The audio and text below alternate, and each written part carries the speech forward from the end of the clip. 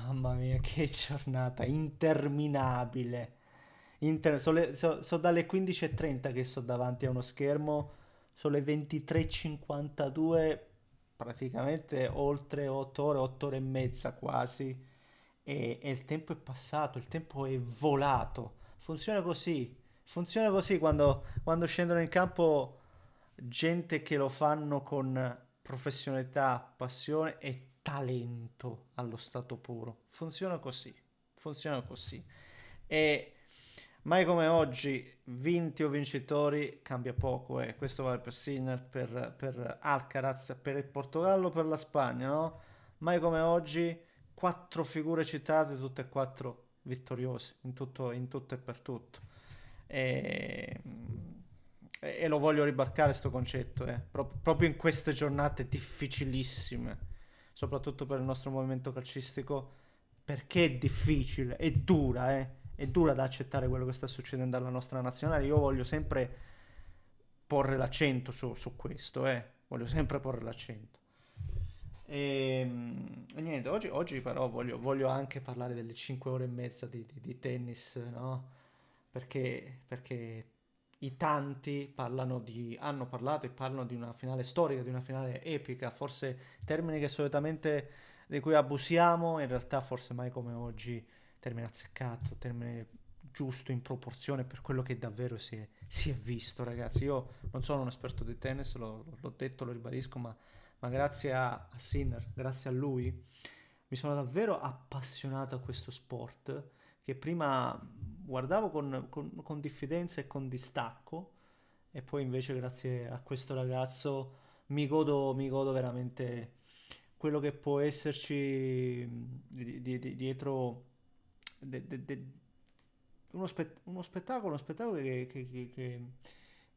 che ti tiene incollato allo schermo, ripeto, per 5 ore e mezza. Oggi non mi è pesato. Ci sono partite che io sto lì di 90 minuti che invece mi fracasso e quella roba lì. Invece oggi 5 ore che non ti pesano. Cioè, incredibile ma vero. Ne parliamo, signori miei, parliamo ribadisco, delle due finali. Prima, se volete, ah, andiamo a soddisfare il nostro amicone algoritmo. Se volete iscrivetevi per seguire i prossimi contenuti e domani se non ci sono notizie me la prendo forse perché ho bisogno, ragazzi. Ad ogni modo, scampanellate per attivare la campanella. E comunque grazie, perché alcune volte non lo dico, lo sottointendo, ma grazie per davvero. E scusate, grazie e scusate perché stasera comunque sono un po' provato, provato soprattutto dalle emozioni vissute nel pomeriggio, perché da sostenitore adesso di Sinner è stata poi dura accettare anche il verdetto finale, molto molto molto dura, ma per forza di cose doveva finire così, visto che se c'è qualcosa che può andarmi storto, mi va male ultimamente e va così, ragazzi miei, parlo per i traguardi sportivi, le gioie sportive ovviamente intendo, e fa male, brucia tantissimo perché al quarto set Sinner veramente ha sprecato 3 match point, una roba incredibile, ma è la roba bella che sta dietro al tennis, cioè come ad una certa può tremare la mano anche al più forte di tutti, una macchina, viene chiamato così perché è una macchina incredibile, una macchina che funziona, una macchina che magari raramente va sopra giri, ma raramente abbassa il livello, è incredibile, incredibile davvero. È quello che amo di Sinner e anche quello che è fuori dal campo. Oggi, ancora una volta, rispettoso anche verso un pubblico, ringraziando verso un pubblico che invece non ha nulla a che vedere con il tennis. Veramente antipatici i francesi, hanno trasformato eh, il Roland Garros era uno stadio, sembrava una roba insulsa, eppure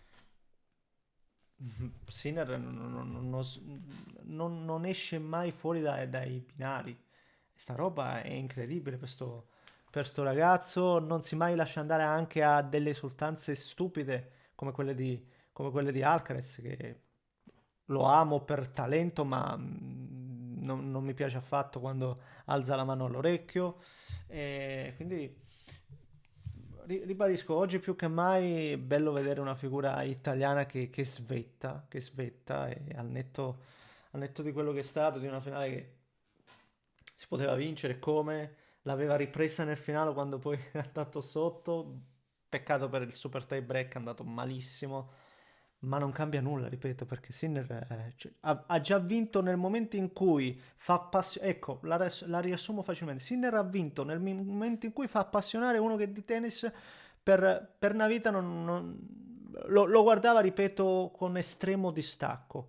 Se tu fai appassionare uno del genere vuol dire che tu hai stravinto e fai vincere un intero paese. E qui vengo al discorso che abbiamo fatto ieri, oggi, che magari faremo anche domani sulla nostra nazionale. Se si continua a fare così male, se davvero vediamo i nostri giocatori in campo, andare in campo senza passione, se vediamo giocatori che non hanno qualità e se vediamo dirigenti che fanno male il proprio lavoro, le nuove generazioni si allontanano. Se l'Italia non va ai mondiali ancora una volta, la gente, i bambini si allontanano. È così, è così. Io quando ero piccolo, io stravedevo per i gol di Bobo Vieri, io stravedevo per l'Italia che va in Corea, ste robe qua. E se mi sono avvicinato al tennis è perché un italiano come Sinner è riuscito in questo. Occhio, occhio per davvero, occhio per davvero. Complimento ancora una volta a Sinner, complimento ovviamente ad Alcaraz che ha vinto, ma questi qua ragazzi scriveranno tante pagine di questo sport che adesso mi è veramente entrato nel cuore. Se ancora non l'avete fatto, dategli una possibilità. Se parlo a tanti di voi che magari non lo seguono, perché fidatevi, se c'è riuscito con me il tennis, se c'è riuscito con me Sinner, può riuscirci tranquillamente anche con voi, assolutamente. Vado a Portogallo-Spagna, che tra virgolette è più di mia competenza, perché di partite di calcio, bene o male, ne ho seguite molte di più. E due squadre, due nazionali che giocano a pallone, poi può vincere una, può vincere l'altra. Oggi magari, come posso dire, non lo so se arrivavano o meno scariche, però quando noi parliamo di un'Italia che è stanca, sì, magari oggi potevano essere più stanche del solito, ma avete visto che cosa combinano lo stesso? Portogallo e Spagna. Avete visto di cosa sono capace di fare, di cosa è capace di fare Nuno Mendes al 90esimo, praticamente di strappare da centrocampo a salire, dalla difesa a salire, di seminare zizzania, cosa è capace di fare Oyarzabal con no, il suo modo di accordare l'attacco col centrocampo, cosa è capace di fare lo stesso Nico Williams che almeno nei primi minuti ha mandato al manicomio Neves. Cosa sono capaci di fare questi giocatori qua? Di cosa sono capaci? E a proposito di qualità, io voglio parlarvi della panchina della Spagna, non della panchina. Voglio parlarvi di quelli che non sono entrati nella Spagna questa sera. E sono David Raya, Alex Remiro, Cubarsí, Daniel Vivian, Gavi, Dani Olmo, Grimaldo, Fermin Lopez e Samuel Ageowa, che tra l'altro ha fatto 20 gol con Porto e già vale 50 milioni e ha 21 anni. Questa è gente che, ripeto, oggi era in panchina nella Spagna e non è entrata. Cioè, siamo... Ma di che stiamo a parlare? Ma di cosa stiamo a parlare? E quindi se noi perdiamo 3-0 contro la corazzata Norvegia, quando beccherai Portogallo e Spagna, ma che succede? Ma cosa succederà? Cosa? Ve lo chiedo, anche con uno spirito ironico. È incredibile. Oggi comunque la Spagna mi è piaciuta, nonostante poi la sconfitta ai rigori, perché poi perde, poi vince, la Spagna entra in campo sempre col suo gioco avvolgente, gente che salta l'uomo. Oggi magari Yamal non ha brillato perché forse dall'altro lato c'era uno come non mai tanto veloce quanto lui, tanto lesto, e che comunque magari lo costringeva qualche volta anche a correre indietro, e abbiamo visto che è capace anche di sporcarsi un po' le mani, e questo è un buon segnale per un giovane come lui. Ripeto, la Spagna mi è piaciuta tanto, mi è piaciuto Oyarzabal, lo dicevo prima, mi è piaciuto Pedri, che qualità ragazzi, che giocatori, io vedo sta gente qua toccare la palla e dico, è questo quello che vorrei sempre vedere quando c'è una partita di pallone, e stasera ho visto. Però la bravura del Portogallo, che poi l'ha portata al pareggio 2 volte, è quello di non essere, di aver sempre risposto colpo su colpo, perché poi il discorso è anche questo, anche lo stesso Portogallo. Ragazzi, anche lo stesso Portogallo si presenta a centrocampo con Bruno Fernandes, con Vitinha, con Bernardo Silva, adatta addirittura Neves terzino.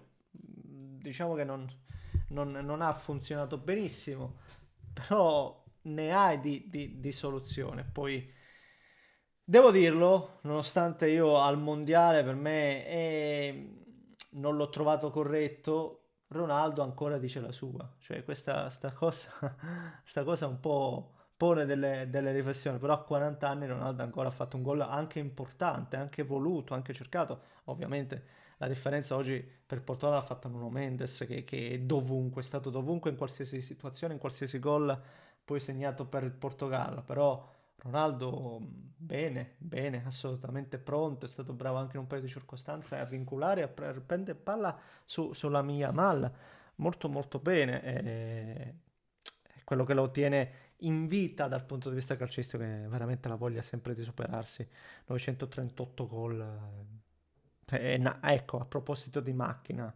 anche per lui mai termine più appropriato.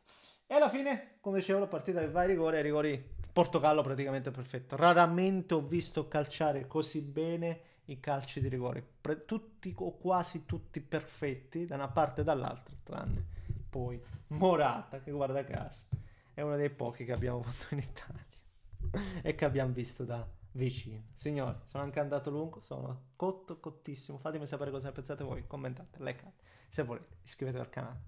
Un grande abbraccio da Neschio, buonanotte.